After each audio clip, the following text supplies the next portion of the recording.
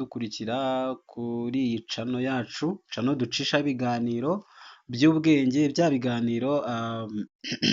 biganiro bigufasha gusobanukirwa n'ibintu bigiye bitandukanye.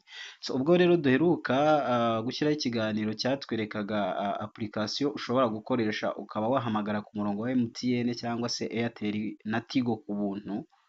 Ubu ngubu rero hari umuntu wari wadusabye ko twamubwira kuri application imwe tugiye kureba bita Icon. Icon ni application tugiye gusobanukirwa aka kanya. Ndakuraritse kora subscribe, duha igitekerezo, hanyuma ubundi ntiwibagirwe kandi no gusharinga kugira ngo bigere ku bantu benshi.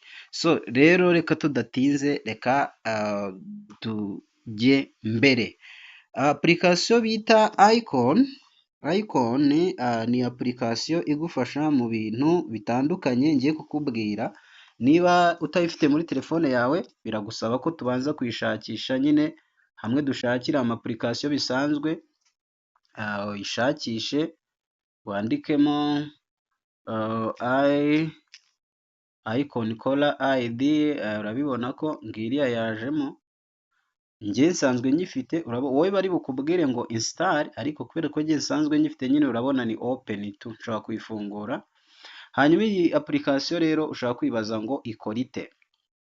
Iyi application uburyo ikora cyangwa se icyo ikora, ni application igufasha mu gihe umuntu aguhamagaye. Akenshi hari ukuntu umuntu aguhamagara utamuzi, ntumwitabe, cyangwa se wenda hari abantu twebwe tutajya twitaba nyine nimero tutazi tudapfa kuyitaba. Rero kugira ngo ubashe kumenya umuntu uguhamagaye, ushobora kwifashisha iyi application bita Icon.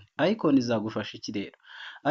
Icon iyo umuntu aguhamagaye udafite nimero ye, cyangwa wenda usanzwe unanayifite, ariko wenda utakifite warayisibye ariko akaguhamagara, uravuga ngo ibasha kukwereka amakuru y'uwo muntu yose, ikugaragariza mbese izina ry'uwo muntu, igahita iguha n'ifoto, mbese igahita iguha n'ifoto, ariko ku muntu nyine ukoresha iyi application, umuntu wayidawunirodinze akaba ayifite.